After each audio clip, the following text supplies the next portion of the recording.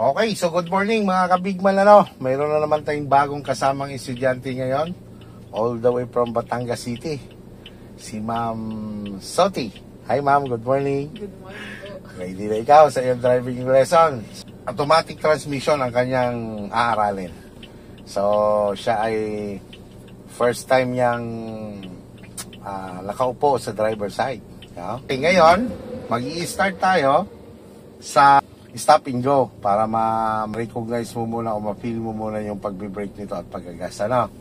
Okay, so ganito, pag nag-move na ikaw, full brake ikaw, full brake, ilagay mo sa drive. Yan, tapos release si handbrake, huwag mo muna bibitawan si brake, angat ng konti, sabay pisel, baba. Yan, hawak ulit sa manibela, focus na sa unahan. So, yan naman, si automatic, kapag naka-engage na yan sa drive, binitawan mo si brake, gagalaw na yan. Ano pa? 11. Balik sa 12. Yan. Stop tayo. Stop. O, normal lang yan. Normal lang, mabigat pa yan. Stop ikaw, full brake. Yan. Okay. Normal lang yan sa una, yung kaba, nandyan yan.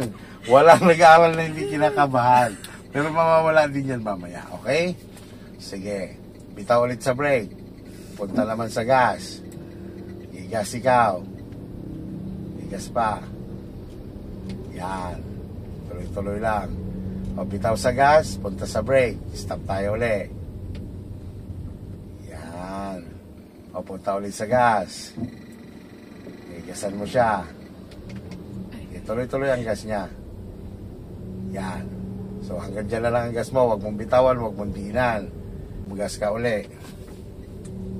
Sige, tuloy-tuloy lang sa gas. Igas pa ng konti. Yan. So tama na ang gas, ha.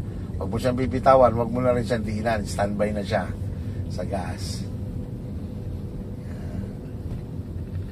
Dagdag ka na ulit ng gas. Basta ang speed naman natin dito, allowed tayo dito hanggang 40. O, nililis ka niya papuntang kanan. Yan, balik sa 12. Yun. Nababantayan mo yan lagi. Yan, pupunta ka sa kanan, gagawin mo yan, balik sa 12. Yun. Sabay check sa mga side mirror.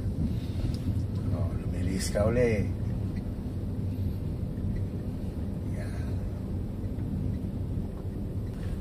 Yan, pag naramdaman mong nabilis, bitawan mo si gas, no? Nakaabang ang paa mo kay brake. Okay, so titigil tayo doon na, lagpas ng kubong yon. Okay, signal ikaw sa right. Sulyap sa right, wala, pasok. Yan, tumingin na sa unahan. Ayos mo lang ang kotse mo. Kaliwa pa, kaliwa pa. Yan. Basta alalay ka na sa brake, stop tayo. Bida na ba? Ay, stop na tayo. Very good. Unang arangkada, hindi tayo namatayan. Uli kasi automatic. Okay. Hold the brake lang, ano? Yan. Ngayon, magpo-full turn tayo, ha? Okay tayo, signal ka sa left. Yan, sulyapan mo ang rear mirror mo.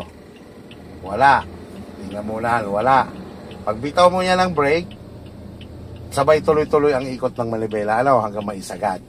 Okay? Basta brake control lang yan, ha? Okay, check. Wala uli. Check sa kaliwa. Wala. Okay, pwede na tayo mag-move. Bitaw si brake.